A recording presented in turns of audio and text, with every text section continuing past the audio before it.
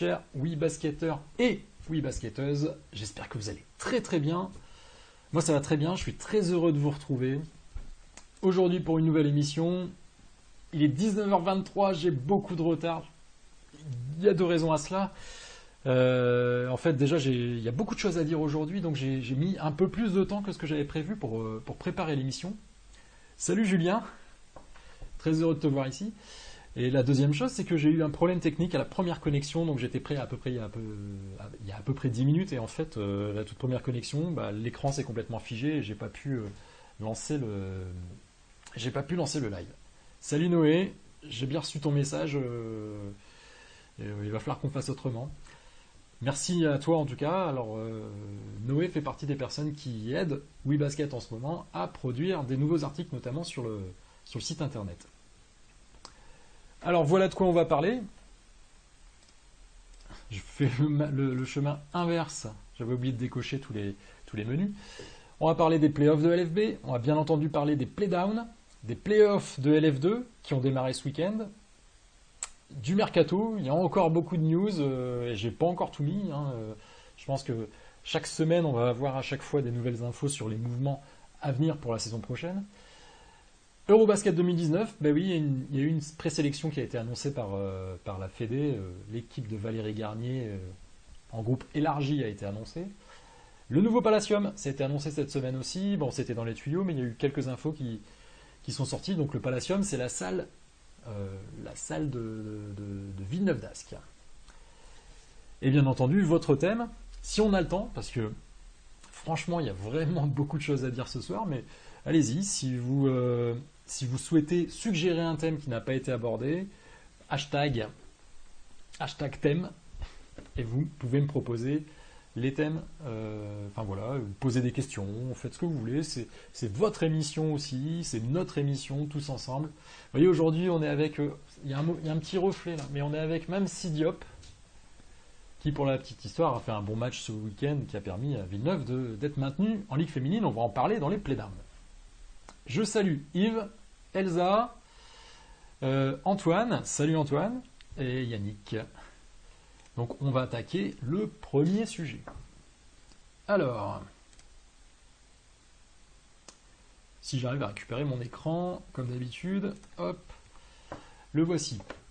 Premier sujet, bien entendu, les playoffs de Ligue féminine. Alors cette semaine, il y a eu le troisième match, le match d'appui des quarts de finale, et donc déjà les premières demi-finales.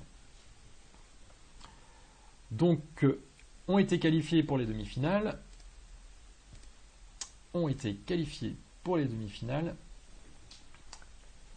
Non, c'est pas ça. Hop. Donc Lyon-Charleville et Montpellier-Bourges. Et Bourges-Montpellier, d'ailleurs, c'était les deux matchs. Donc je vais vous faire un petit débrief sur les matchs qui ont eu lieu déjà ce week-end, pour ceux qui n'ont pas vu les matchs, qui étaient donc en direct diffusés sur RMC Sport 2. Ce sera la même chose pour les matchs retour mardi soir, donc demain soir. Alors, concernant le match de Lyon face à Charleville, c'était un match très disputé jusqu'à la mi-temps, vraiment. D'ailleurs, ça faisait 37 partout à la mi-temps. Et vraiment, en deuxième mi-temps, Charleville a complètement craqué, ou Lyon a complètement fait déjouer Charleville. Toujours est-il qu'en fait, au niveau de l'adresse, tout simplement, il y a eu un véritable écart entre les deux équipes, puisque vous voyez, on a eu 55% face à 38%, pour un nombre total de tirs qui est à peu près équivalent, total de tirs pris qui est à peu près équivalent, puisque Lyon a pris 61 tirs, et Charleville en a pris 62. Le nombre de rebonds est équivalent, 32 partout. Il y a une explosion, bien entendu, des passes décisives concernant Lyon, puisque de toute façon, ils ont marqué plus de points, donc forcément, il y a plus de passes décisives, mais il y a 2 fois plus de passes décisives du côté de Lyon que du côté de Charleville. Concernant les individus, les stats individuelles, c'est Alicia Clark, la meilleure marqueuse du match, avec 21 points. Et en face, c'est Géraldine Robert, la meilleure marqueuse du match, qui n'est pas... En fait, Géraldine Robert n'est pas habituellement la meilleure marqueuse du match. Ça peut expliquer aussi... donc elle déjà, elle a fait un très bon match. Mais on voit aussi que les autres marqueuses habituelles de Charleville, qui sont notamment là sur le terrain, qui sont Ellie Peters, Amel Boudera et Sarah Chevaujon, ont vraiment marqué beaucoup moins de points que d'habitude. Ensuite, au niveau des rebonds, bon voilà, comme ça s'équilibre à peu près, on le voit tout à fait. Au niveau des passes décisives, forcément, même chose. Il y a plus de passes du côté des individus aussi, donc de Julie Allemand là en particulier, avec 10 passes. Très beau match de Julie Allemand. C'est vraiment un régal de voir jouer cette joueuse. Je trouve que Julie Allemand, pour l'avoir joué, vraiment, elle est capable d'être très rapide et d'à la fois driver, percuter, de se faufiler dans les défenses et en plus de ressortir la balle très très vite. C'est assez impressionnant. Ça va très très vite avec Julie Allemand. Vraiment, je suis très impressionné par cette joueuse qui pour moi sera peut-être même élue meilleure joueuse de Ligue féminine cette année. On verra comment ça va se passer. En tout cas, les votes ont lieu en ce moment. Et je mettrai bien un petit ticket sur Julie Allemand. Point important, voilà, Alicia Clark a été hyper à droite dans ce match-là. Elle a shooté à 88%, 5 sur 5 à 2 points, 3 sur 4 à 3 points, 2 sur 2 au lancer franc. Et puis un autre point important, qui est caractéristique, c'est qu'Ellie Peters a joué 40 minutes. Et donc, aussi parce que Kalina Lewis n'est pas revenue sur le terrain. Elle est toujours, en tout cas, en convalescence, dirons-nous, elle a joué 0 minutes. Et du côté de Charleville, on manque un tout petit peu d'options de rotation sur le poste, mais même sur 2 postes, sur le poste d'ailière et d'arrière. Il y a même des situations, il y a eu un certain nombre de situations où les 2 arrières, c'était Amel Boudera et Marie-Ève Paget, qui sont les 2 meneuses. Et là, on voit vraiment qu'il y a un manque de rotation avec l'absence de Kalina Lewis. Ellie Peters, elle a joué 100% du match au poste d'ailière. Et effectivement, il reste 3 autres joueuses pour 2 postes. Amel Boudera, Sarah Chevaujon et Marie-Ève Paget. Ce qui est quand même assez compliqué pour tenir 2 mi-temps en fait. La première mi-temps, 37-37. La deuxième mi-temps, 49-22. Vraiment, Lyon a marqué 2 fois plus de points que Charleville. Donc très compliqué pour Charleville. Je regarde, alors Yves est supporter des Flammes. Justement, une question à poser aux supporters des Flammes. Est-ce que vous y croyez? Est-ce que vous pensez, pour ceux qui ont vu le match notamment, est-ce que vous pensez vraiment que Charleville peut renverser la vapeur au match retour? Alors peut-être avec le retour de Kalina Lewis, ça ce qui serait à mon avis assez déterminant pour l'issue du match. Je regarde un tout petit peu, alors je précise que parfois je ne vois pas les commentaires, je ne sais pas pourquoi, il y en a certains que je vois en live et d'autres que je vois après au moment où je revisionne un peu les commentaires. Donc ne vous fâchez pas si je lis pas votre commentaire. Salut Julien, qui est là pour la première fois, écoute, bienvenue Julien. Merci pour tes encouragements. Fervent supporter des Flammes Carolo également. Donc on a quelques supporters des Flammes Carolo ce soir. Est-ce que vous y croyez? Est-ce que vous y croyez les supporters? Salut Maxime, salut Chloé. Et bravo Chloé. Félicitations, on en parlera un tout petit peu plus tard de l'équipe de Chloé qui est Montpellier. J'ai dit un petit peu plus tard, mais écoutez, on va en parler maintenant. On va parler maintenant de l'équipe de Montpellier. L'équipe de Montpellier qui a fait un gros coup en allant s'imposer sur le parquet de Bourges. Donc c'était samedi en fin d'après-midi, à partir de 18h30 sur RMC Sport 2 également.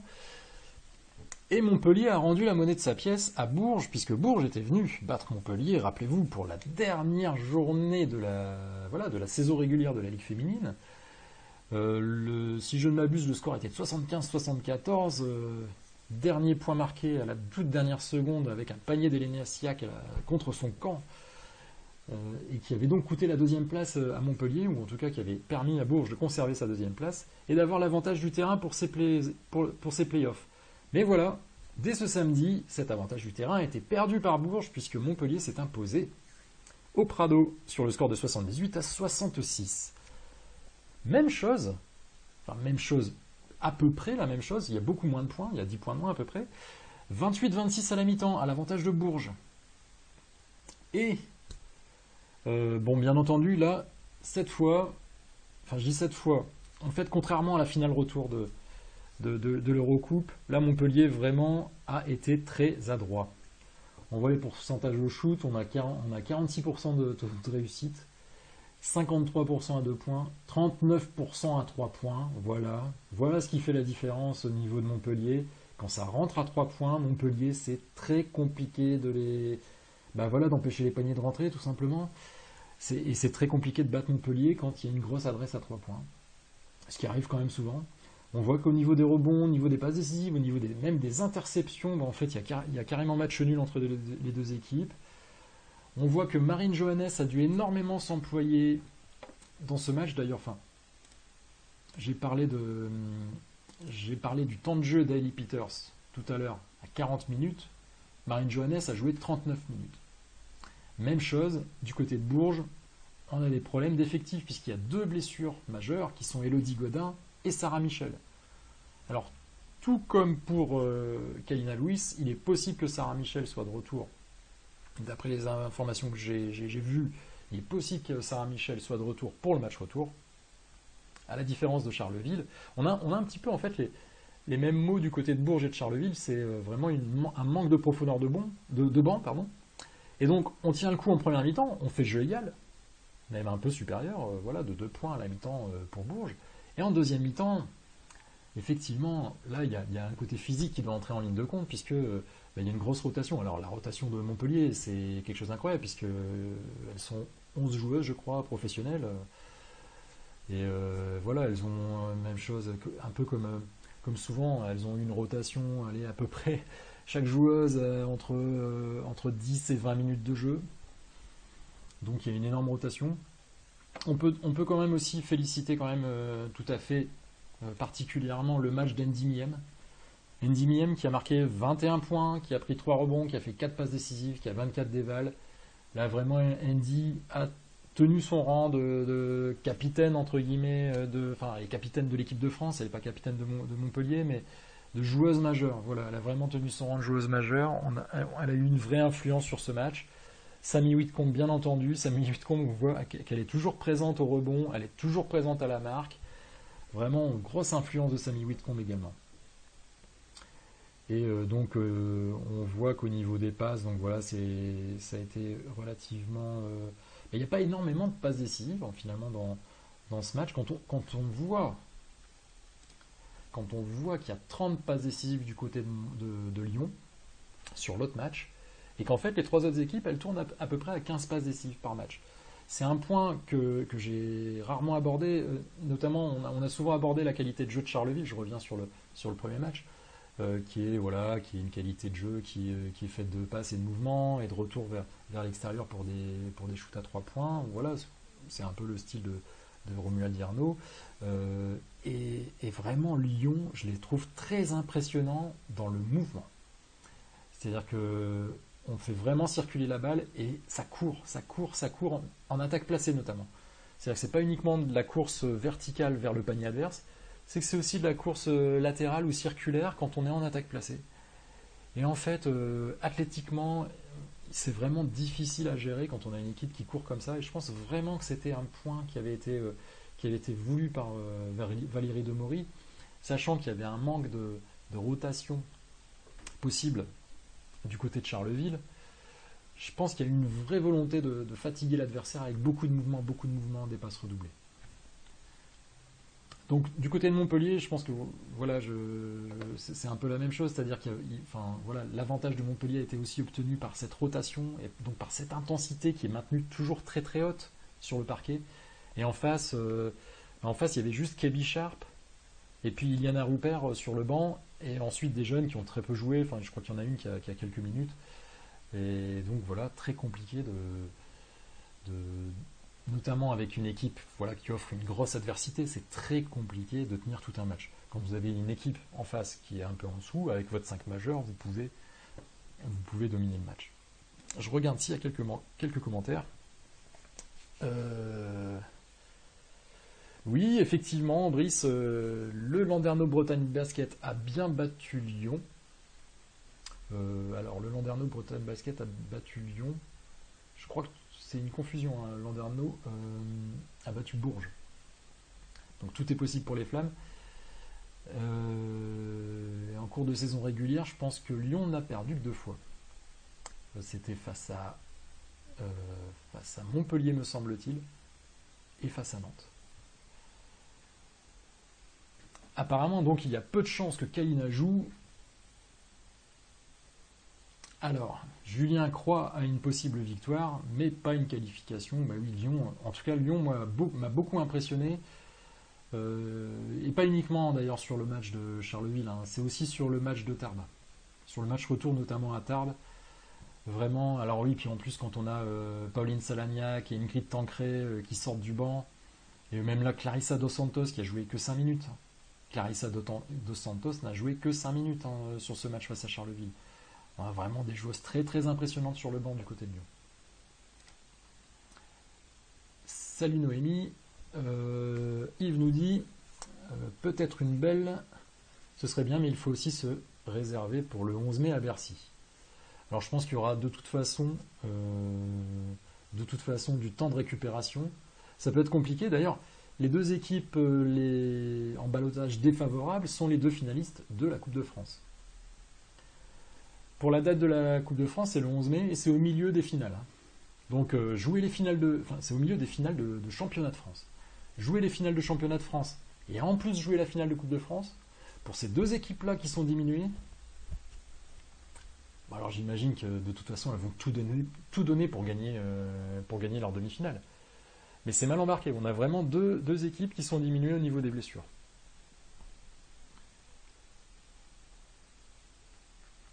Alors oui, rechute de Clarissa, j'ai pas vu l'info, donc Clarissa est blessée.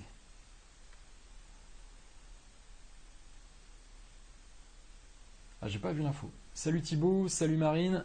Alors François, retour de Marielle Amand. Ah oui, c'est vrai, Marielle Amand est revenue. Permet d'avoir un effectif beaucoup plus équilibré, notamment sur le poste 5, parce qu'il y avait finalement Kelena Siak qui était en poste vraiment 5. Et on l'a vu en finale d'Eurocoupe, quand Elena Siak a pris rapidement 2 fautes, elle a pris rapidement 5 fautes. Et Montpellier a été très impacté par Brianna Jones. Et n'a pas su répondre parce qu'il n'y avait pas de vrai poste 5 de métier. C'est Andy Miem qui a dû un peu faire le tampon et c'est pas tout à fait ça. Si, Andy Miem est bien capitaine chez le BLMA. Écoute, j'avais vu un match où c'était Diandra Tchatchouang qui était noté capitaine, c'était le match à Saint-Amand, donc ça m'avait un peu induit en erreur. On me dit donc Julien me dit que Sarah Michel est apparemment out pour la fin de saison. Salut Adrien.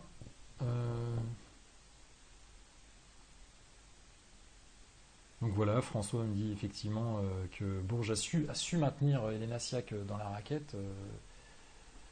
De toute façon, du côté de Bourges, il y a quand même vraiment du répondant, avec notamment Alexia Chartereau. Je peux vous le remontrer aussi sur les statistiques. Alexia Chartereau, elle fait une super saison. Hop, ici, Alexia Chartereau. Non, je suis pas sur ce match-là, je suis pas sur le bon match. Ici, Alexia Chartereau, on voit qu'elle est présente au niveau des points, elle est présente au niveau des rebonds. Et vraiment, elle offre du répondant dans la raquette. Et il y a toujours Nayo Rencock et puis Catherine Plouffe. Voilà, on a vraiment des super joueuses, et même Iliana Rupert. Voilà, on a vraiment une très très belle raquette. De toute façon, à Bourges, il y a une très belle équipe. Et ça manquait effectivement de rotation, plus sur le poste d'arrière, en fait, sur le poste de Marine Johannes et de Sarah Michel. Même si Kebi Sharp, elle peut jouer aussi au poste d'arrière, mais elle est plutôt en remplacement de Christina Ouvignan, en tout cas sur ce match. Marine Johannes, elle est quasiment pas sortie du match.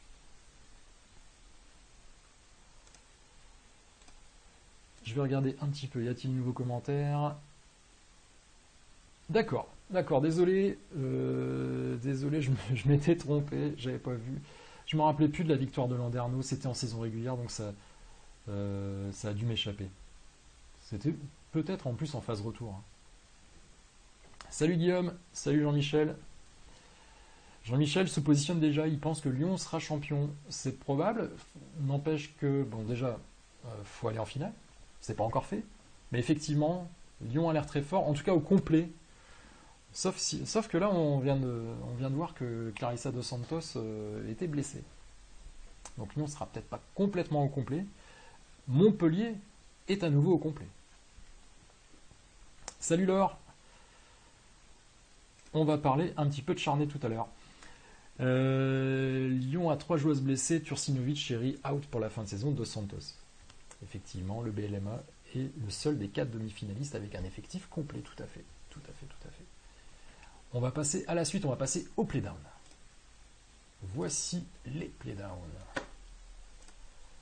Avant ça, je vais... Hop, donc du coup, je dois faire une manip, je dois retirer mon menu, là. Hop.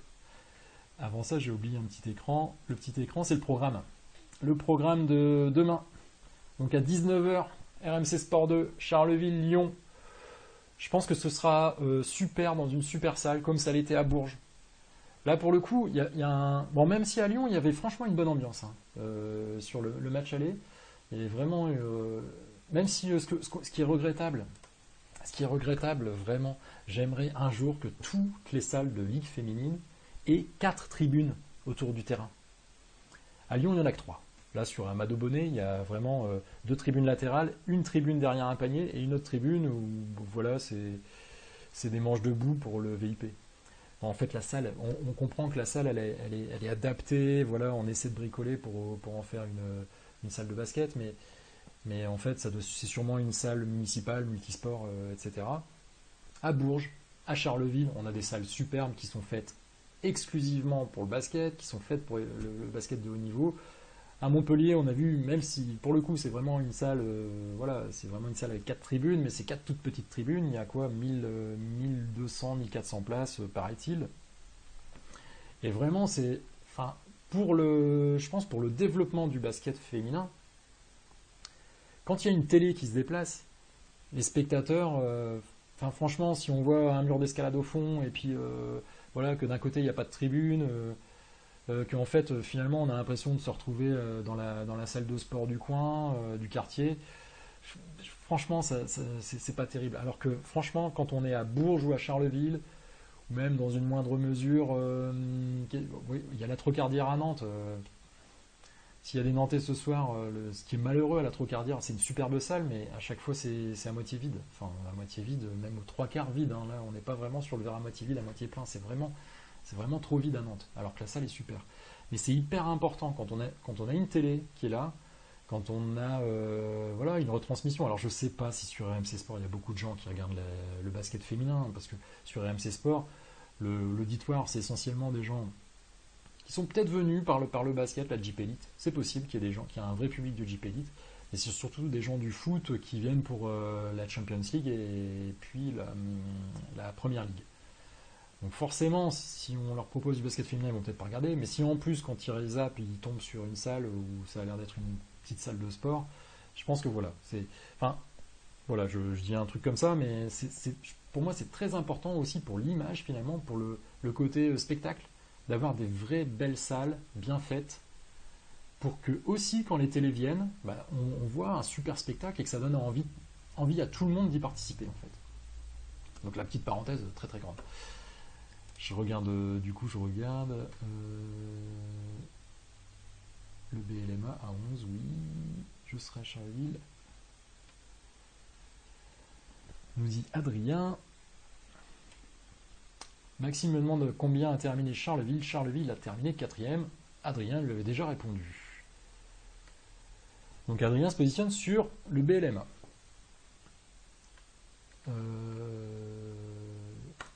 Voilà, et puis effectivement on parle des joueuses. Je vous remets le programme. Donc 19h Charleville, Lyon, 20h45, Montpellier-Bourges. Gros match, effectivement avantage Lyon et avantage Montpellier, avec peut-être un bémol, Charleville est capable à domicile de beaucoup de choses. Donc moi personnellement, je vois bien une victoire de Montpellier, une qualification de Montpellier, et pourquoi pas un match 3 pour Charleville et Lyon. Mais on n'aura peut-être que 2 matchs. Vraiment, on est dans un cas de figure où il y aura vraiment peut-être que 2 matchs. On va passer au sujet suivant. Je vois qu'il y a des nouveaux commentaires. Même chose au niveau des commentaires, il y a toujours un sacré décalage entre au moment où je vous en parle et puis au moment où je les lis. Bonjour Adèle. Et Antoine se positionne pour Lyon. Maxime pour Charleville, je ne sais pas si c'est pour le titre. Mais en tout cas, on a des sympathisants de Charleville. On passe au playdown. Les playdowns, hop, c'est ici. Et là, on a enfin des certitudes. Puisque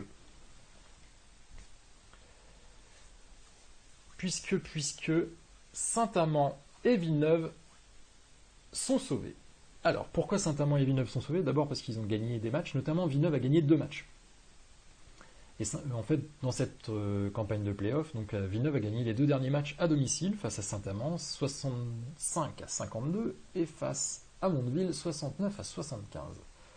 Ce qui les amène à 6 victoires, à égalité avec Saint-Amand, qui avait gagné un match en journée, je ne sais plus à quelle journée, mais qui a fait une victoire et 3 défaites, en fait, Saint-Amand, mais qui était parti avec 5 victoires déjà avant de commencer les playdowns.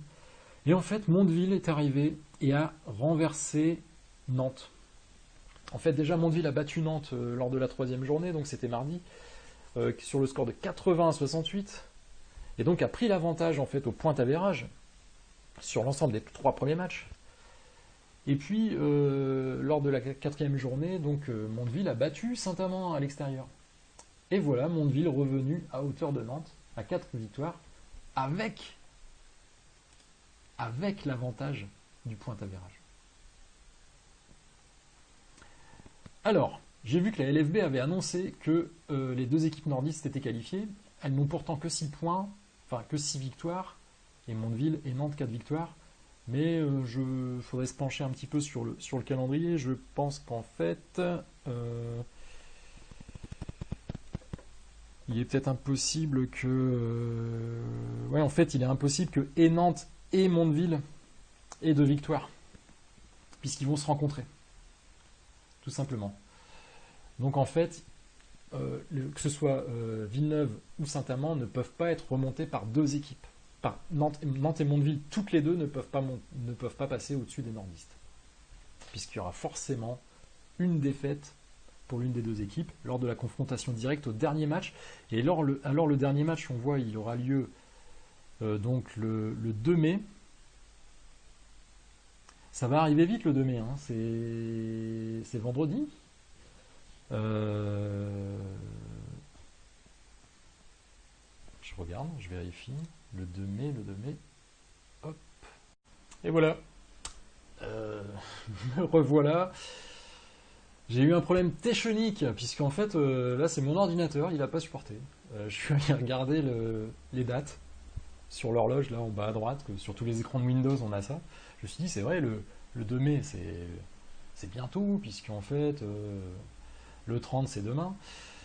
Donc, effectivement, les playdowns vont se jouer, les 2 derniers matchs de playdown vont donc se jouer mardi et jeudi. Sincèrement, je trouve ça dingue. Je trouve que c'est dingue d'avoir 2 matchs comme ça de playdown à 48 heures. Je comprends pas pourquoi. Je comprenais déjà pas bien pourquoi les playdowns avaient lieu les mêmes jours que les playoffs. Parce qu'en fait, franchement, en plus, déjà dans toute la saison régulière, quand on va voir les matchs dans les salles, on peut pas regarder les autres matchs sur LFB TV puisque c'est en même temps.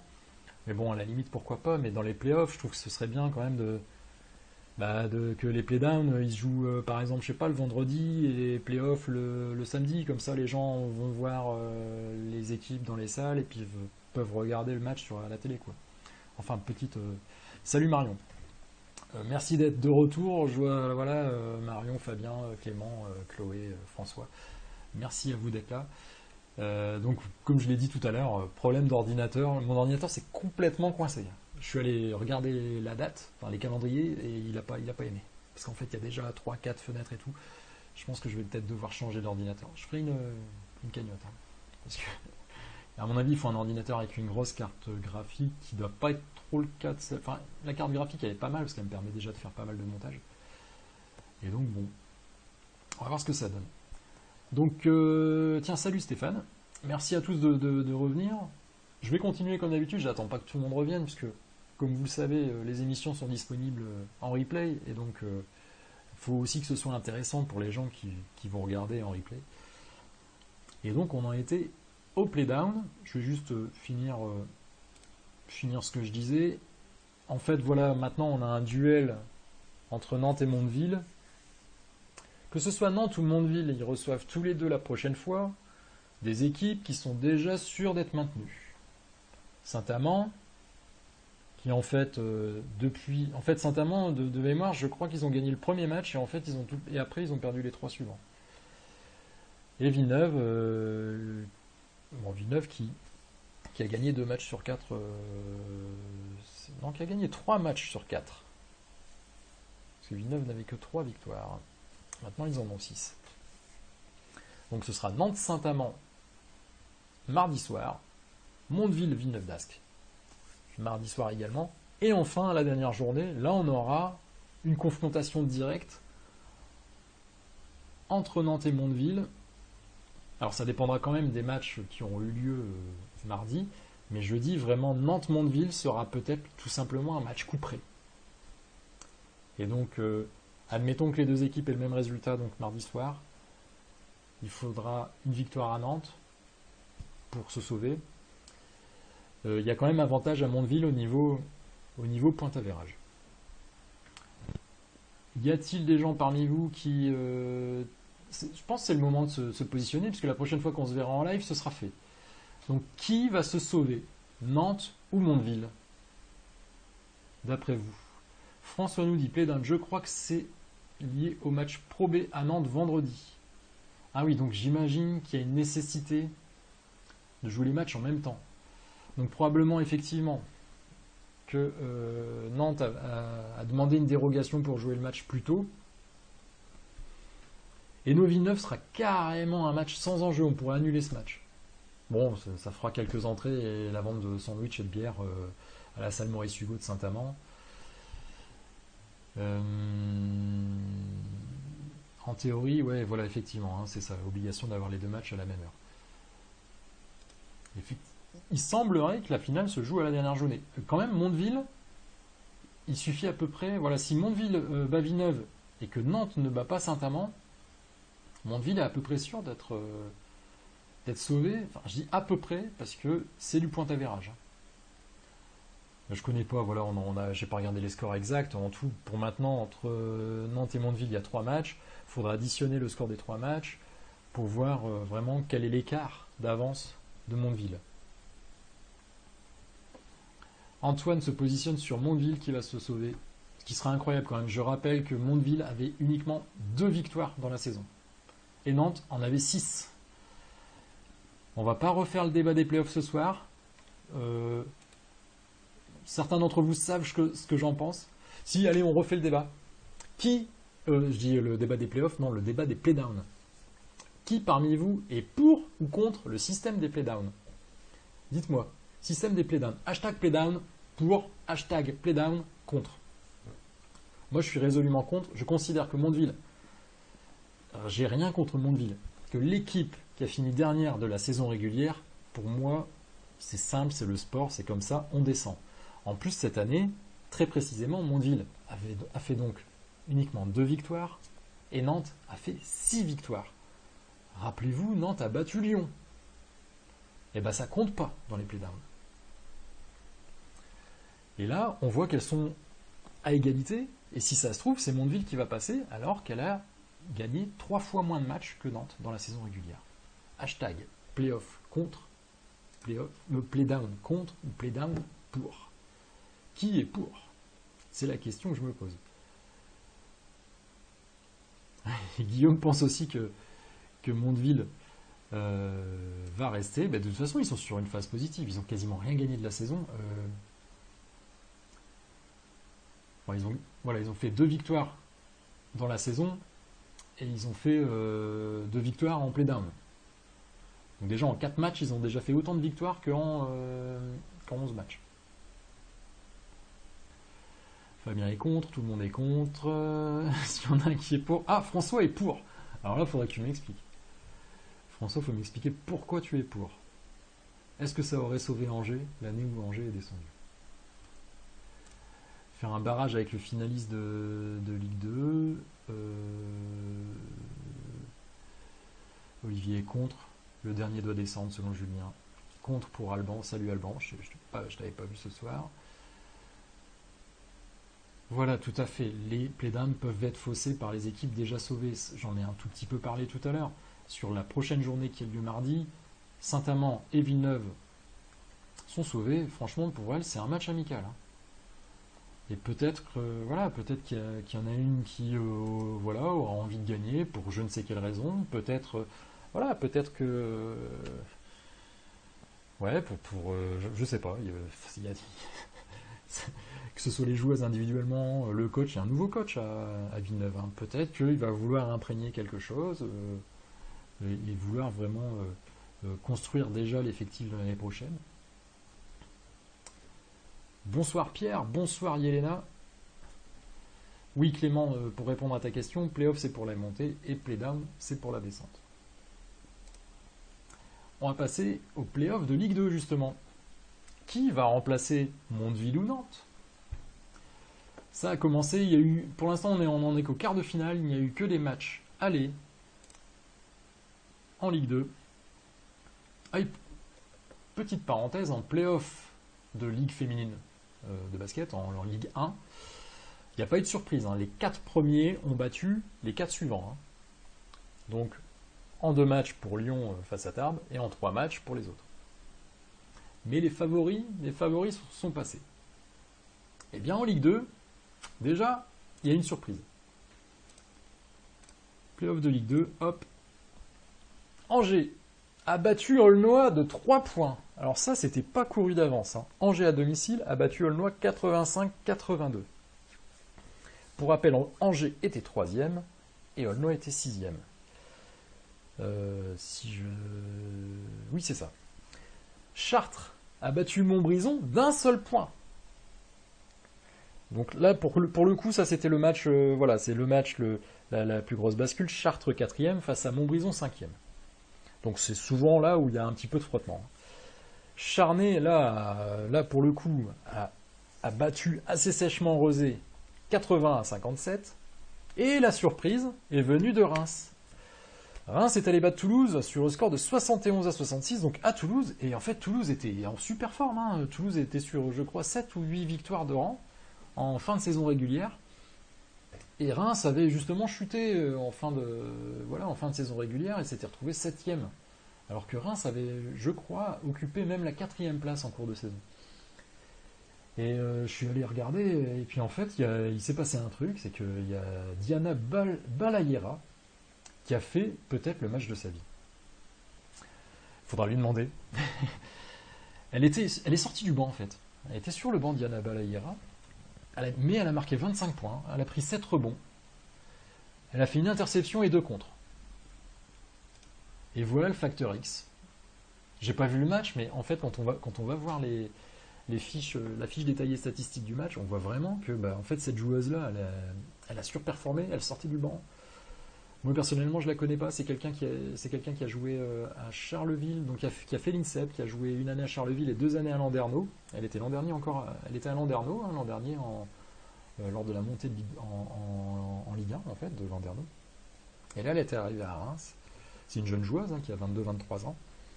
Et là, vraiment, elle a sûrement fait le match de sa vie. Et puis, je pense que Toulouse n'avait pas trop prévu ça. Et peut-être même que Reims n'avait pas trop prévu ça. Mais c'est intéressant je voulais vraiment mettre en lumière cette joueuse qui a, je pense, en tout cas, une grosse influence sur la victoire de Reims et sur cette surprise de la victoire de Reims à Toulouse en Ligue 2. Est-ce que quelqu'un connaît Diana Balayera parmi les invités? Hop. Alors oui, j'ai beaucoup de commentaires en retard. Toulouse, 11 victoires de rang, me dit François. 11 victoires, j'étais à 8. Alors Adrien avait remarqué Diana. Oui, à Rezé, il y a 2 clubs. C'est incroyable. À Calais, il y a 2 clubs aussi. On a un club en Ligue 2 et un club en NF2, je crois. Ou qui était peut-être en NF1 et qui descend en NF2.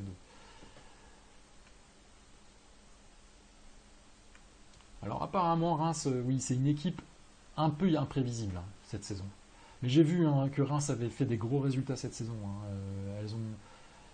Là, François me dit qu'elles ont fait douter Charnay pendant 38 minutes, mais je crois que Reims a dû même battre un des 3 premiers cette saison.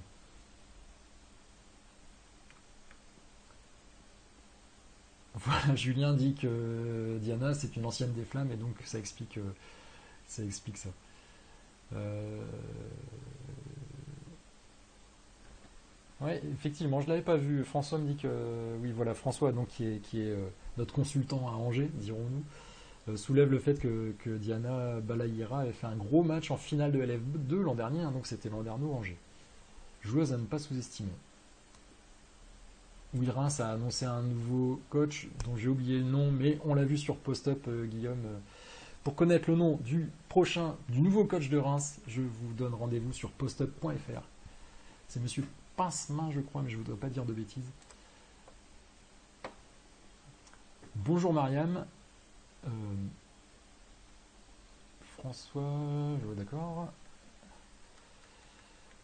Il faut souligner la grande saison de Laetitia Guapo, me dit Adrien. Moi, j'ai vu Laetitia Guapo l'an dernier lors d'un match à Arras, quand Arras était en Ligue 2, rendez-vous compte. Elle avait fait, c'est elle qui avait fait le meilleur match à l'époque. Elle jouait, non mais elle jouait déjà à Charnay. Elle jouait déjà à Charnay, me semble-t-il. Ah non, elle était à Reims. Je crois qu'elle était à Reims l'an dernier. Reims a battu en janvier, merci François. Ça me disait bien quelque chose. C'est bien Julien Pincemain, merci Fabien. Donc le nouveau coach de Reims, Julien Pincemain, qui remplace Marie-Julie Levent pour des raisons que j'ignore. Mais c'est comme ça, c'est le basket, c'est le sport en général, hein, les coachs, ça va, ça vient. On va passer au point mercato. Il y a pas mal de choses. Il y a pas mal de choses à dire au niveau du mercato. Il y a peut-être des infos voilà, qui m'ont échappé, mais je vous en ai sélectionné quelques-unes. On passe au point mercato. Il y a eu beaucoup d'infos quand même. Beaucoup d'infos cette semaine. Je pense qu'on fera une émission peut-être spéciale. Voilà, quand la saison sera terminée, on fera peut-être une émission spéciale. Voilà telle équipe. Voilà l'équipe de 2018-2019 et l'équipe 2019-2020. Et puis, qu'est-ce que vous en pensez, etc. Je pense que ce sera super intéressant de voir. Là, quand même, parmi les participants, on a beaucoup de gens qui voient les matchs, qui connaissent bien les joueuses. Donc, moi, ça m'intéresse énormément d'avoir vos retours à ce niveau-là. Donc, au niveau du mercato, alors il y a eu pas mal de choses qui ont été annoncées dans la presse locale berrichonne. Le Berry républicain qui a annoncé donc les arrivées de Marissa Coleman en provenance de Landerneau, d'Alexia Plagnard qui était déjà annoncée partante par Basketland, mais on ne connaissait pas la destination. J'ai remis Isabelle Yacoubou, qui est une annonce d'il y a plusieurs semaines.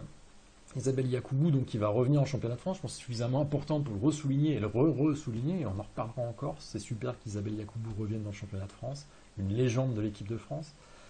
Prolongation pour Sarah Michel et Elodie Godin. Bah oui, les deux blessés actuels seront encore là pour 2 saisons supplémentaires.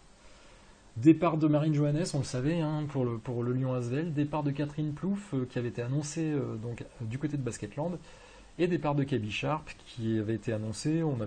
Il manquait encore l'officialisation, ou en tout cas la confirmation de sa destination, qui est le SBVA Lille Métropole. Donc ça bouge pas mal à Bourges. De toute façon, c'est la fin de cycle aussi. Beaucoup d'incertitudes du côté de Bourges quand même pour l'année prochaine. Notamment avec le départ aussi, je ne l'ai pas noté là, mais le départ quand même du président emblématique, si ce n'est dire légendaire, du Bourges Basket, Pierre Fossé, après 25 ans d'exercice de très très haut vol. Du côté du Nantes-Rosé Basket, oui, j'ai vu cette info, Shaquedia Wallace, Q Wallace, qui est la meilleure marqueuse de Nantes, qui est l'une des meilleures marqueuses du championnat, qui a vraiment fait une très très grosse saison du côté de Nantes, s'en va du côté du Castor-Brenne, l'équipe qui sera prochainement dirigée par Frédéric Dussard. Et si le NRB, le Nantes-Rosé Basket, se maintient, eh bien Antonia Delard va faire le chemin inverse, donc de Brenne vers le NRB. Il a été annoncé aussi hier 4 arrivées du côté de Landerneau Bretagne Basket. Virginie Brémond, qui n'avait pas encore officialisé, enfin voilà, il n'avait pas encore été officialisé sa destination. Et Hélène Yakovlevich qui va l'accompagner. Alors je sais que Hélène Yakovlevich était encore sous contrat. Est-ce que c'est sous forme de prêt? Est-ce que c'est sous forme de transfert, entre guillemets? Je ne sais pas. Ashley Brunner. Ashley Brunner, c'est quand même l'une des toutes meilleures joueuses de Saint-Amand cette année. Moi, personnellement, c'est une joueuse que j'ai beaucoup vu jouer et que j'apprécie énormément. Et Ezine Kalou, qui vient de Keltern. Keltern, c'est l'équipe qui gagne le championnat d'Allemagne tous les ans. Je ne sais pas si c'est le cas cette année, mais voilà, les Allemandes enfin les clubs allemands sont pas super forts. Il y a Wasbourg, je crois, c'est Keltern et Wasbourg, grosso modo, c'est un peu toujours ces deux équipes-là qui gagnent tout le temps. Euh, je ne me souviens plus, mais il y a Margot Galuyoko qui avait joué en Allemagne. Je ne sais plus si c'était pour Keltern ou Wasbourg, et elle était revenue faire un match de Coupe d'Europe à Saint-Amand. Mais voilà, il y avait eu un gros écart entre Saint-Amand et l'équipe allemande. Mais Ezine Kalou, c'est la meneuse du Nigeria.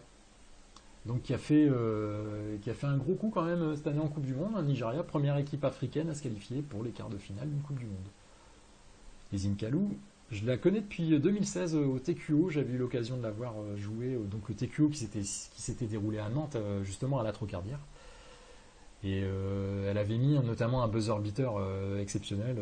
Et puis voilà, c'est quelqu'un de très joyeux. Enfin, tous les Nigérians sont comme ça. Demandez à La Roche comment est Uju Ugoka.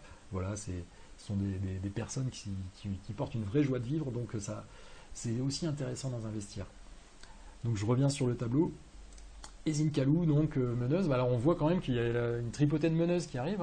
Virginie Brémond, Hélène Yakovlevich, Ezine Kalou. On sait que Pauline Nittard s'en va. On peut penser que Joyce Coussin-Smith et Victoria Majekodunmi s'en iraient peut-être également, à moins qu'il y ait peut-être des joueuses qui jouent en combo, qui puissent jouer arrière, voilà, sur les postes d'arrière. Ensuite, ça dépend des choix de l'entraîneur. Je veux aussi signaler une retraite. On avait déjà parlé de la retraite de Mariam Dia. On a parlé également de la retraite de Sylvie Gruzinski. Et là, c'est Émilie Duvivier, qui depuis quelques saisons jouait en Ligue 2 à Montbrison, qui à l'âge de 35 ans va prendre sa retraite à la fin de la saison, puisque bon, Montbrison peut encore se qualifier. Elles ont perdu de peu au match aller dans les quarts de finale de play-off. Mais à la fin de la saison, Émilie Duvivier va raccrocher. Et voilà, elle était en professionnel depuis 2003. Elle a commencé par Challes-les-Eaux. Elle a 17 sélections en équipe de France, Émilie Duvivier. Elle a joué à l'Union Hainaut, au COP Calais, à Villeneuve d'Ascq. Et puis depuis maintenant 6 ans, elle était à Montbrison. Donc chapeau Émilie. Très belle carrière. Voilà, il faut savoir. C'est un peu spécial en fait, en plus pour les sportifs de haut niveau, c'est ce qu'on appelle la petite mort. Donc on sait que parfois c'est assez difficile. C'est assez difficile l'après sportif, mais il faut vraiment savoir rendre hommage aux gens qui ont fait des superbes parcours professionnels. Et là en plus c'est quelqu'un qui a joué très longtemps à Montbrison, donc j'espère vraiment que du côté de Montbrison, là c'est le prochain match à domicile. En cas de défaite ou de victoire, j'espère vraiment qu'à Montbrison, on lui fera un très très bel hommage. Très belle carrière, Émilie, bravo, chapeau. Je vais regarder s'il y a quelques commentaires. Alors j'ai beaucoup de commentaires. Oula, on me dit que Joyce prendrait sa retraite pour aller au Portugal. Waouh. Franchement, elle a encore bien le niveau, Joyce. Wasbourg pour Margot Galuloko, merci Olivier. Donc c'était pas Keltern. Keltern, je pense, c'est encore un niveau au-dessus. Quoique, on les voit pas en Coupe d'Europe. C'est peut-être plutôt Wasbourg la meilleure équipe et Keltern serait la deuxième équipe.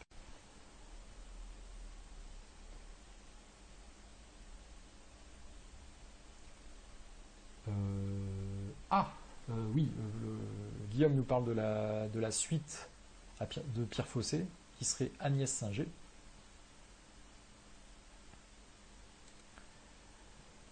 Voilà. Oui, Marion ne comprend pas le départ d'Hélène Yakovlevich. C'est peut-être un prêt. C'est peut-être un prêt. Peut-être qu'à Villeneuve, on souhaite avoir une joueuse plus expérimentée. Bah oui, à Villeneuve, on accueille Kebi Sharp en deuxième meneuse. Donc on aura... Oui, Kebi Sharp à l'ESBVA, c'est pas encore officiel, Adrien, effectivement. Moi, j'ai juste relayé ce qu'a dit le Berry républicain, maintenant c'est leur problème.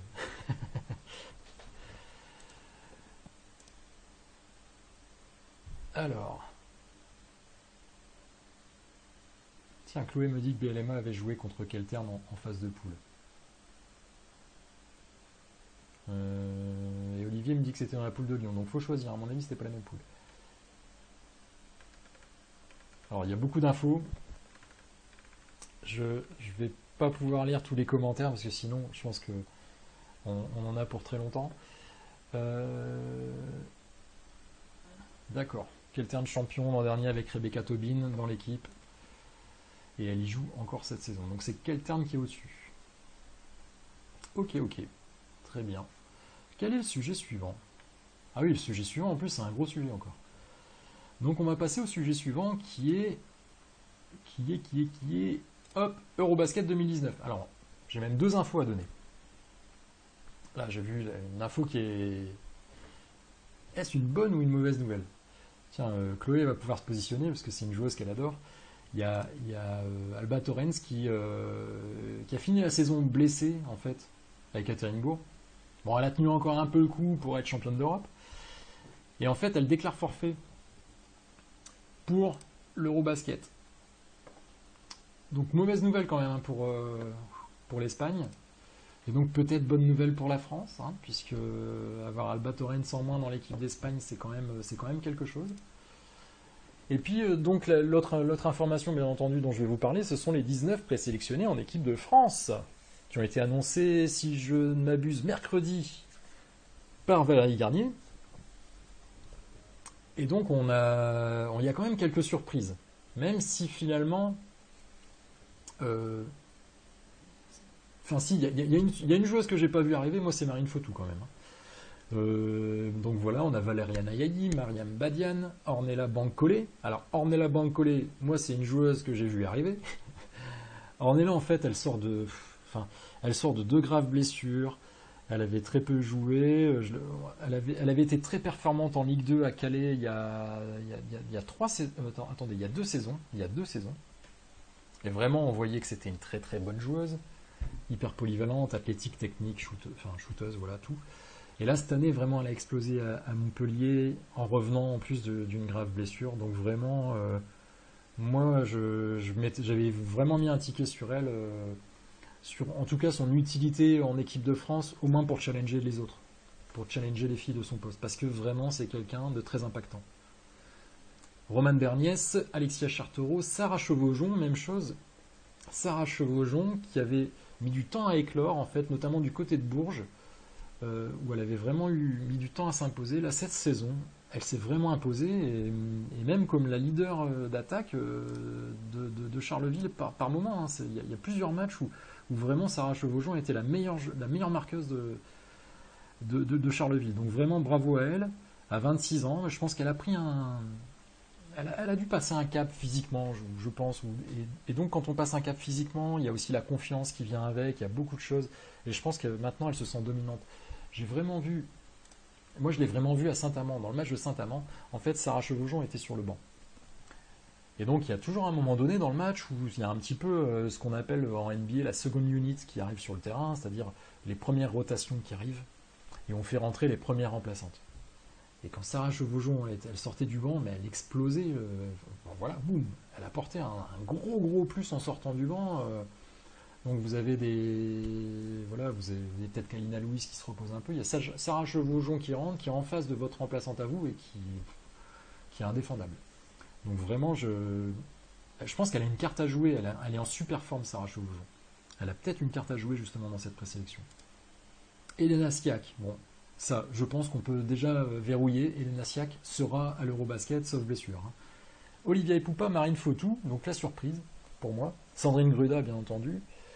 Bria Hartley, donc voilà, hein, depuis maintenant plusieurs mois, on sait qu'elle fera partie de l'équipe de France. Marine Johannes, qui semble indéboulonnable également, on peut mettre un ticket dessus. Magali Mendy, Magali Mendy. Alors, Magali Mendy un peu moins en forme, dirais-je, en deuxième partie de saison. Mais en première partie de saison, ce qu'elle a montré, moi je suis très content qu'elle soit en équipe de France, Magali Mendy. En plus, elle a un profil. Quand on voit les contours de cette équipe de France, on comprend que Valérie Garnier, elle veut remonter la balle très très vite. Ça peut expliquer peut-être l'absence aussi de certaines joueuses. Et Magali Mendy, elle a cette caractéristique-là. C'est-à-dire que là, je dis qu'elle est un peu moins en forme, c'est-à-dire qu'elle pèse un peu moins au niveau des points. En début de saison, elle a marqué beaucoup de points, là, elle en met un tout petit peu moins. N'empêche qu'elle a encore fait un bon match samedi et puis qu'elle est encore décisive. Mais elle a une caractéristique, c'est la vitesse balle en main. Que ce soit sur de l'attaque, voilà. Enfin, déjà, elle intercepte beaucoup de ballons, elle fait beaucoup de contre-attaques. Elle intercepte les ballons et en général, elle intercepte et elle marque. Et même, elle remonte aussi souvent la balle. Quand c'est pas la meneuse, voilà, c'est une option supplémentaire pour remonter la balle. Magali Mendy est une arrière. Et ça va très très vite. Elle remonte la balle très très vite. C'est quasiment du sprint à chaque fois. C'est les caractéristiques de Romane Berniès aussi. Romane Berniès, donc, qui est une meneuse, mais Romane Berniès, elle remonte la balle à une vitesse incroyable. Olivia Epoupa, vous la connaissez aussi, ça remonte la balle très très vite. Marine Foutou a aussi cette caractéristique-là. Donc on voit vraiment que sur la sélection des arrières, des meneuses notamment, il y a cette caractéristique-là. Je vais passer, donc voilà, très content pour Magali Mendy. Je pense vraiment que c'est mérité à la limite. C'est peut-être pas aussi évident que ça. Mais par contre, que ce sera utile à l'équipe de France, je pense vraiment que Magali Mendy, elle a un profil qui est assez rare en fait, et qui va poser beaucoup de problèmes à beaucoup de monde. Donc déjà, super content qu'elle soit en présélection, on verra ce que ça va donner. Donc apparemment, il y a quelques personnes fans donc Marion est d'accord pour Magali Mendy, mais bon, fan de Villeneuve, c'est normal quand on a vu jouer les joueuses. Bonjour Leslie, bonjour Nawel, bonjour Alizéa, bonjour Sarah. Donc Guillaume, ah oui, donc pour Guillaume, ce sera, oui, c'est vrai que j'ai pas cité Briard-Clé, je la connais peu en termes de style de jeu. Je ne sais pas si Briard-Clé, c'est une personne qui, justement, qui est une meneuse plutôt gestionnaire ou une meneuse contre-attaquante, une meneuse scoreuse. Quel est le style de meneuse de Briard-Clé? Voilà, moi, c'est une joueuse que je connais peu. Voilà, effectivement, par contre, Valérie Garnier la connaît bien, puisqu'elle l'a eu cette année, toute l'année, à Fenerbahçe. Je vais continuer l'énumération. On était à Sarah Michel. Sarah Michel, joueuse très précieuse, notamment en défense. Sarah Michel est toujours l'une des plus prolifiques interceptrices du championnat. Marie-Michel Milapi, qui ne cesse de progresser d'année en année. Andy Miem, l'emblématique capitaine de l'équipe de France. C'est la joueuse qui est la plus sélectionnée en équipe de France. Elle a plus de 190 sélections. Iliana Rupert, carte jeune au niveau de l'intérieur. Ingrid Tancré, retour d'Ingrid Tancré, voilà, même chose, une meneuse, alors qu'il n'y a peut-être pas justement le profil de contre-attaquante que j'ai décrit tout à l'heure, mais elle fait une tellement belle saison à Lyon, et en plus, pour le coup, c'est un vrai plus au niveau... Ingrid Tancré, c'est un vrai plus au niveau de l'adresse à 3 points. Cette année, elle fait une saison adresse à 3 points impeccable. Et souvent elle sort du banc, mais parce qu'il y a Julie Allemand quand même à Lyon qui fait une saison superbe. Mais Ingrid Tancré, c'est une option supplémentaire de loin. Des profils qui sont pas si évidents, qui sont pas aussi nombreux que ça en équipe de France. Il y a Sarah Chevaujon qui est le cas aussi, et Ornella Bancolé. Cette saison, Ornella Bancolé à 3 points, c'est une tuerie. Mais on voit en fait que dans les titulaires, dans le gros bloc de titulaires parmi toutes ces joueuses, et puis j'en finis donc avec la dernière, c'est Diandra Chachwang. Parmi les joueuses titulaires qu'on est sûr de voir finalement à l'Euro, on n'a pas beaucoup de shooteuses à 3 points, si ce n'est Valériana Yayi. Tiens, petite parenthèse quand même, Valériana Yayi, puisqu'on en parle, Valériana Yayi, championne avec Montpellier en 2016, championne avec Villeneuve en 2017, championne avec Bourges en 2018. Bon là, elle est allée à Prague, c'était peut-être un petit peu plus couru d'avance, mais championne avec Prague en République tchèque en 2019. Demi-finaliste d'Euroleague. Valérian Ayayi, c'est voilà, c'est la fille qui gagne. C'est la fille qui gagne des titres. Vous voulez gagner un titre l'année prochaine, prenez Valérian Ayayi dans votre équipe. C'était la petite parenthèse. Je vais vous poser une question sur la sélection des 19. Pour vous, c'est quoi votre plus... Allez, l'absente. Vous vous dites là, vraiment il manque cette fille-là, c'est dommage qu'il n'y ait pas cette fille-là. C'est qui pour vous vraiment qui manque dans cette équipe?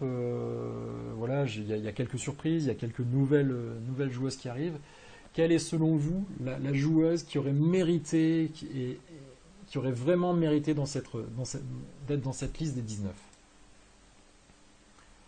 Et pendant ce temps, je regarde un petit peu les commentaires. Bruno, bonjour Bruno, nous dit que Marie-Ève Paget remonte également la balle très vite, d'accord. Romane Berniès, d'ailleurs, je ne sais pas si c'est un nouveau style de meneuse, mais on avait des meneuses gestionnaires qui justement, voilà, qui géraient l'horloge des 24 secondes, qui géraient beaucoup le temps, mais j'ai l'impression qu'il y a toute une nouvelle génération de meneuses qui sont vraiment des vraies meneuses contre-attaquantes. Et c'est plutôt pas mal pour le spectacle, en tout cas, voilà, c'est le style de jeu un petit peu. Donc bah, forcément... à la réponse à ma question, Julien et la Flamme Nation va répondre, j'imagine, très fortement Amel Boudera.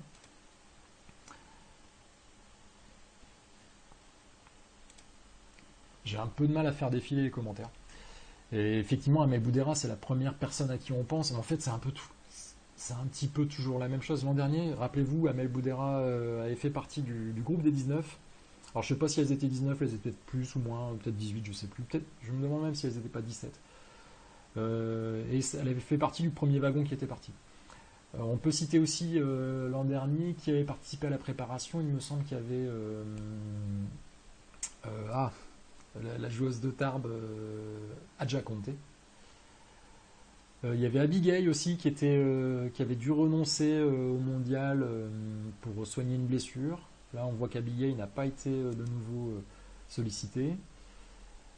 J'arrive pas à faire défiler les commentaires. Ah, voilà. Maria Lamant, bien entendu. Effectivement, Maria Lamant faisait partie du groupe l'an dernier. Benoît dit qu'il manque Torazi, effectivement. Je sais pas. Anna Maria Philippe pour Bruno.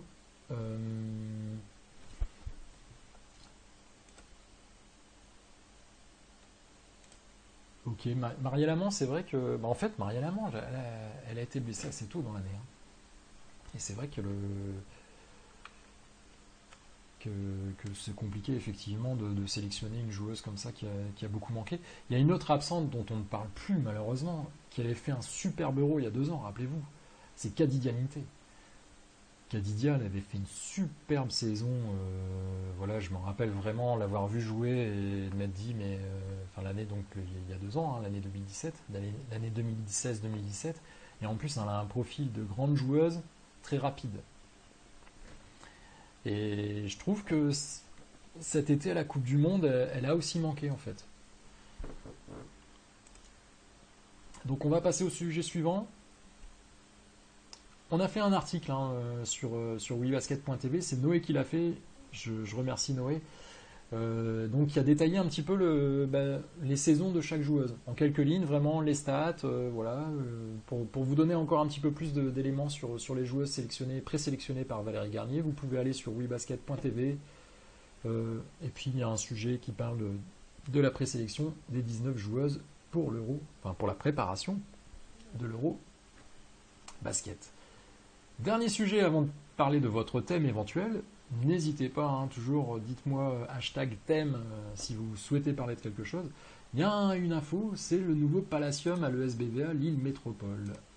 Et j'ai loupé le truc, voilà, j'ai pas fait le bon. Vous voyez, c'est sur votre thème et en fait j'ai oublié de faire le orange sur sur le nouveau Palacium, c'est pas grave. Allez, on passe. On passe sur le nouveau Palacium. J'ai quelques infos à vous donner. Je parlais tout à l'heure d'ailleurs des salles, que vraiment le basket féminin, c'est important. La salle, l'endroit où vous recevez du public, l'endroit aussi qui potentiellement est filmé quand il y a la télé qui arrive, c'est important pour le rayonnement et le développement du basket féminin. Et à Villeneuve, on a lancé un projet. Donc le nouveau Palacium. Donc la salle actuelle, elle fait 1750 places, et donc on passerait la capacité à 2174 places. C'est très très précis. Et donc les travaux auront lieu du mois de septembre 2019 au mois de mai 2019 pour les travaux extérieurs. Donc sans perturber grosso modo la tenue des matchs. Et ensuite il y aura un deuxième volet là pour les travaux intérieurs qui se joueront de juin à octobre 2020. Tout de suite j'ai une question à vous poser. Là 2174 places. Sachant qu'à Bourges, il y a 5000 places. Bon, à Bourges, au dernier match, c'était une demi-finale demi-finale du championnat de France, il y avait 4500 personnes. Ils n'ont pas rempli la salle. Est-ce que, tiens Guillaume, est-ce que ça arrive dans la saison que la salle soit pleine? Ça c'est une vraie question, parce que c'est vrai que construire une grande salle pour avoir pas tout le monde, c'est peut-être pas intéressant. Je parlais de la Trocardière tout à l'heure, superbe salle. Je crois qu'il y a peut-être 6000 places même d'ailleurs à la Trocardière, ou c'est moins. Y a-t-il des Nantais? Laurent, bonsoir Laurent. Combien de places à la Trocardière? En fait la question c'est est-ce que 2174 places pour une ville, enfin pour une agglomération comme la métropole lilloise, est-ce que c'est assez ambitieux? Ou est-ce que vous pensez que c'est bien, en fait, on remplira pas la salle? Moi, je suis un peu sur ma faim, sur un projet de rénovation de salle comme ça. À Charleville, ils ont fait 3200 places, si je dis pas de bêtises.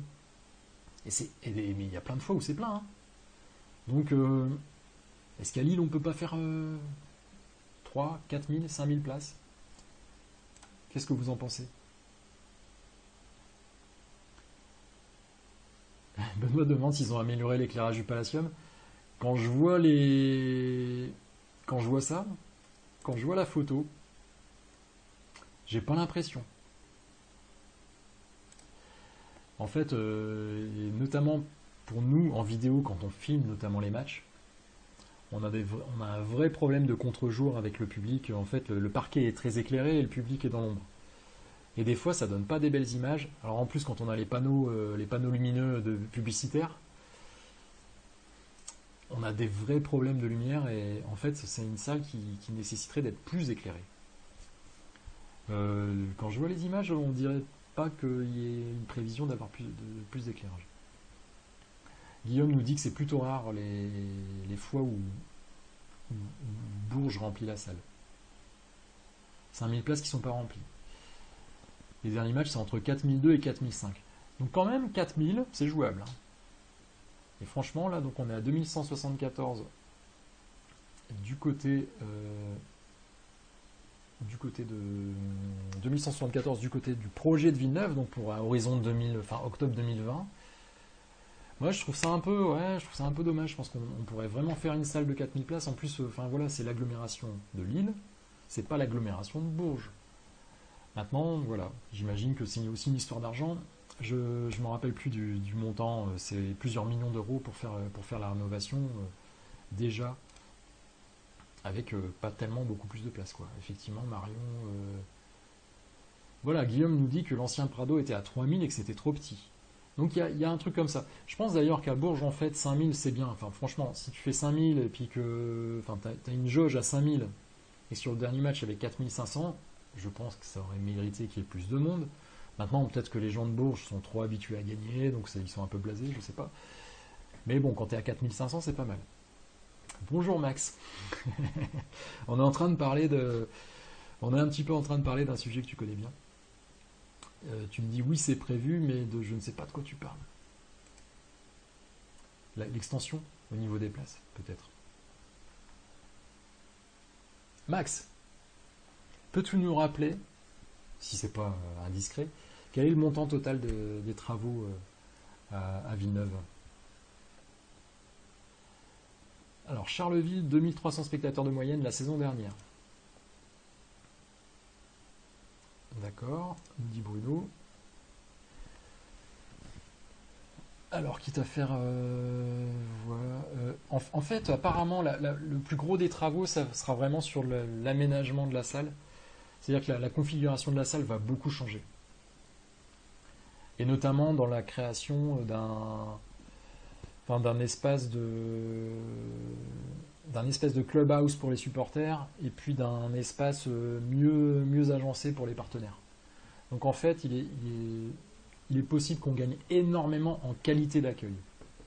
Parce qu'effectivement, d'ailleurs, en plus, le Palacium, c'est assez étriqué en fait. C'est une jolie salle, comme je l'ai dit, il y a 4 tribunes, voilà, il y a une grosse ambiance, etc. C'est pas mal. Mais effectivement, je pense que on va gagner énormément en qualité d'accueil. Alors, Marion nous dit 5 millions. Donc l'éclairage, oui, voilà. Merci Max. J'espère qu'il y aura beaucoup plus d'éclairage. C'est le vidéaste qui parle. À Bourges, à part le basket féminin, il n'y a rien d'autre. Alors, je ne sais pas si ça veut... c'est Pascal qui dit ça. Est-ce que c'est pour dire qu'en fait... Attention, ça veut dire qu'à Villeneuve, forcément à Villeneuve, juste à côté, il y a le LOSC. Hein. À quelques centaines de mètres, il y a le LOSC qui a un stade de 50 000 places. Hein. Donc ça, c'est du foot masculin. Donc c'est une concurrence, entre guillemets. Il y a aussi la concurrence du basket masculin en Pro B, qui joue à Lille, dans une salle qui doit être un peu plus petite qu'au Palacium.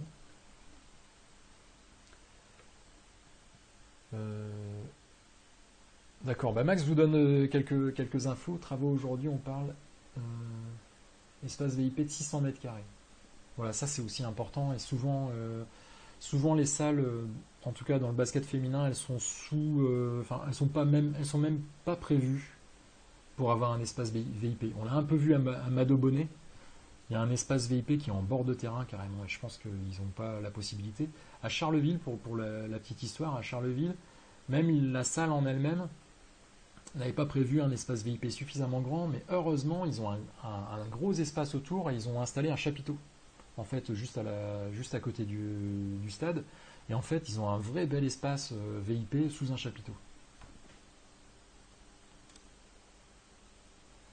Fini les rôdeurs de gaufres.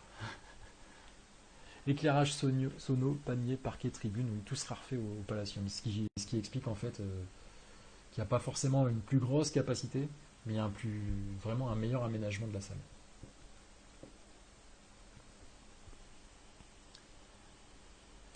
Remplir la salle dépend du prix d'entrée, et moi je pense pas uniquement. Ça dépend de l'expérience.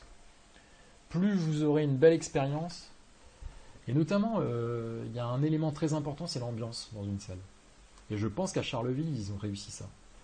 C'est-à-dire que meilleure est l'ambiance dans la salle, et plus il y a de gens qui ont envie d'en faire partie. Et donc les supporters de Villeneuve contribuent énormément à ça, et je pense que ça peut vraiment faire venir du monde. Merci Emmanuel. Merci. Live assez long ce soir. Déjà, j'ai commencé en retard, j'ai eu une coupure, j'avais beaucoup de choses à dire, et vous aussi, vous avez beaucoup de choses à dire. Et Max continue la coursive périphérique en milieu de gradin. Et franchement, en fait, j'ai pris les informations sur le site de l'ESBVA Lille Métropole. Je veux bien qu'on fasse un article ensemble, Max, sur le détail. Et d'ailleurs, je t'avais dit que j'aurais bien aimé avoir des images en avant-première. Bon, je comprends que le club ait eu l'image en avant-première, mais je veux bien en avoir d'autres.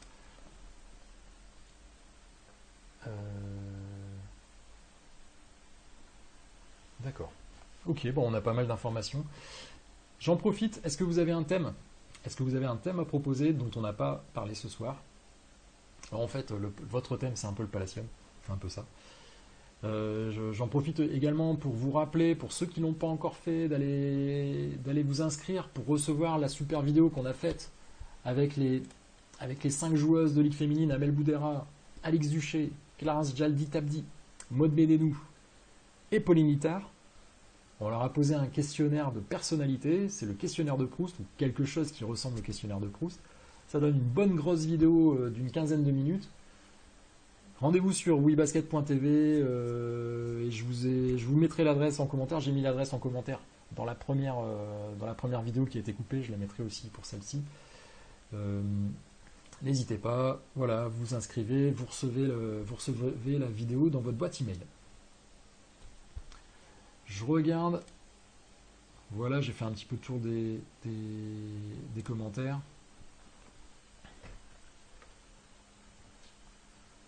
Donc voilà, beaucoup de travaux qui vont être faits au Palacium.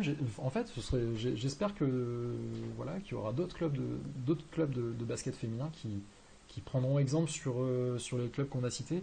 Ça a été évoqué un peu à Montpellier au niveau de l'agrandissement de la salle. Il y a peut-être un projet maintenant. C'est des choses qui prennent des années quand même, déjà des années à être décidées. Il faut savoir quand même que les élections municipales, c'est l'année prochaine. Donc c'est pas impossible en plus qu'il y ait un petit peu d'attentisme par rapport à ça. En général, vous savez que ce sont les élus aussi qui cofinancent. Enfin, ce ne sont pas les élus, mais ce sont les élus qui décident. Et donc les collectivités territoriales qui cofinancent les projets. Donc il y a un côté comme ça aussi politique. Et en tout cas, j'espère voilà, que vraiment que ça va faire des émules. Voilà, ce qui a été fait à Bourges, ce qui a été fait à Charleville. Alors, il y a un projet à Lyon qui est de faire une super grande salle pour les garçons et les filles récupéreraient le Antares. Non, c'est pas Antares c'est Le Mans. Comment s'appelle la salle de Lyon chez les garçons? J'ai un trou. À Lasvel. Je sais plus. Enfin, en tout cas, voilà. À Lyon, il y a aussi le projet de donner une salle beaucoup plus grande pour les filles. Est-ce qu'il y a... Palais des Sports de Gerland, à l'avenir en principe... Mais dans quelle salle joue l'Asvel actuellement? C'est pas le Palais des Sports de Gerland. Le Palais des Sports de Gerland, hein, pour la petite histoire quand même, c'est là où Lyon... D'ailleurs, cette année, ça n'a pas eu lieu.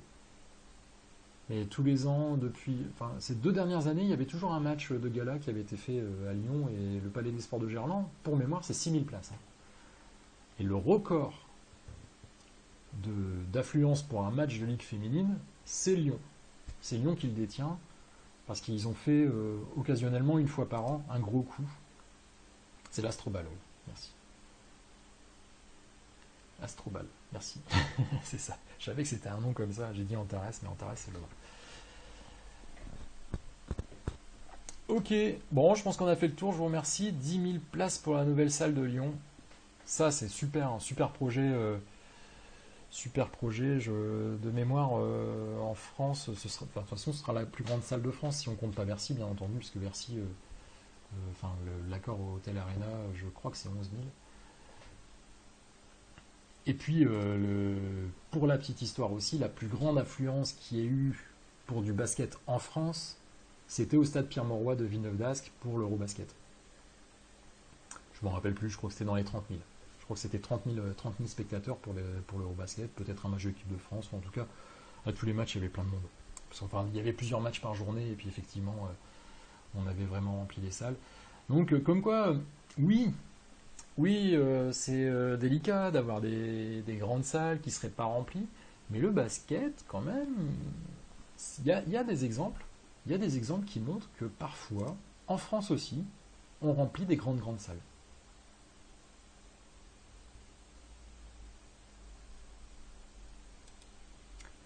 Ok, voilà, merci beaucoup. Il est 20h49. Je pensais pas que j'allais faire un live aussi longtemps. Merci à tous pour votre participation. En fait, plus vous êtes de participants, voilà, plus moi ça m'inspire aussi. Là, il y avait beaucoup d'infos. Je pense que la prochaine fois, il y aura aussi beaucoup d'infos. Il y a toujours le mercato. Là, il y a les playoffs de Ligue 2, de Ligue 1. J'ai pas parlé de NF1. Les playoffs de NF1 ont commencé. Là, vraiment, la semaine dernière. Il doit encore rester 3 matchs. Ouais, je crois qu'il reste encore 3 matchs, ou 4 matchs. Ou 5 matchs.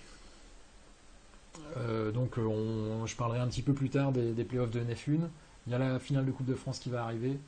Donc beaucoup de choses à annoncer. Ah, les différentes villes pour le mondial. C'est pour l'Euro. Non Oui, Marion fait un hashtag différentes villes pour le mondial, point d'interrogation. Tu veux peut-être parler de l'Euro 2019, l'Euro 2021, pardon, qui serait organisé conjointement avec l'Espagne en France. En tout cas, il est prévu que les demi-finales et la finale ce soit à Bercy, donc pardon, à l'Accor Hotel Arena. Je ne sais pas exactement combien de matchs il y aurait en France. En tout cas, la moitié des matchs vont avoir lieu en France et l'autre moitié en Espagne. On se rappelle qu'il y avait eu l'Euro qui avait été organisé à Orchy. À Bourges, je pense qu'il y a toujours la possibilité d'accueillir des matchs de basket féminin. J'espère qu'il y aura d'autres candidats. Charleville, ça peut accueillir des matchs de l'Euro. Oui, c'était bien ça, Marion. Ok, ok. Bon. Allez, je vous dis au revoir. On a du mal à se quitter là. C'est comme c'est toi qui raccroches et tout. C'est comme au téléphone. J'ai vraiment passé un super moment avec vous. J'espère que vous aussi, vous êtes bien amusés. En tout cas, je m'aperçois que, tout simplement, enfin, c'est un petit peu ce qu'on sent, mais le basket, tout féminin soit-il, intéresse quand même les gens. Et je pense vraiment qu'il y a des choses à faire. Et on parle effectivement de l'affluence dans les salles. Nous, on s'attache beaucoup à la médiatisation, à montrer, parce qu'en fait, on adore quoi. En fait, moi, personnellement, je connaissais pas forcément très bien le basket féminin. Il y a 10 ans, je connaissais même pas du tout quoi. Enfin, je connaissais quelques copines de lycée qui avaient joué à un haut niveau, mais c'est tout. Et là, vraiment, je trouve vraiment ça super intéressant et super passionnant. Et je pense vraiment que ça fera des émules. Et je pense vraiment que plus on va en montrer, et en plus, petite parenthèse, les clubs français sont super bons, l'équipe de France est super bonne. J'espère qu'elle ira le plus loin possible à l'Euro 2019, mais sincèrement, gagner c'est possible. On peut vraiment gagner, surtout qu'il n'y a plus Alba Torrens avec l'équipe d'Espagne. À un moment donné, qui peut nous arrêter? Donc vraiment, le basket féminin en France, je pense vraiment que ça ne peut que se développer. Donc au niveau populaire, au niveau des salles, au niveau des retransmissions télé. Voilà, je trouve que c'est quand même pas mal ce que fait RMC Sport. Enfin bon là, c'est juste malheureusement là cette saison ils en ont vraiment pas diffusé beaucoup. Mais là on a vraiment les demi-finales et les finales chez RMC Sport et puis c'est de la télé de bonne qualité et puis voilà il faut en profiter quoi. Et ça j'espère qu'il y aura de plus en plus de monde qui va regarder le basket féminin à la télé et puis sur internet bien sûr sur Oui Basket TV surtout. Merci d'en remettre une couche sur Alba, dit Chloé. On sent que tu es déçu, je savais que tu serais déçu, Chloé, mais peut-être qu'on gagnera grâce à ça quand même, il faut y penser. Tu pourras lui dire merci de notre part. Est-ce que ça intéresse des personnes de voir le basket féminin sur RMC à chaque rencontre? Ouais, ça c'est une bonne question. Je vais la reformuler autrement. Si, en fait, si par exemple, même si on avait une fois par semaine, on ne demande pas la lune. Mais si on avait un match par semaine qui était diffusé sur une chaîne payante, bon, RMC là en l'occurrence, c'est eux qui ont les droits, est-ce que vous abonneriez? Sachant que RMC Sport, ça coûte 19 € par mois. Je le sais parce que je me suis abonné la semaine dernière.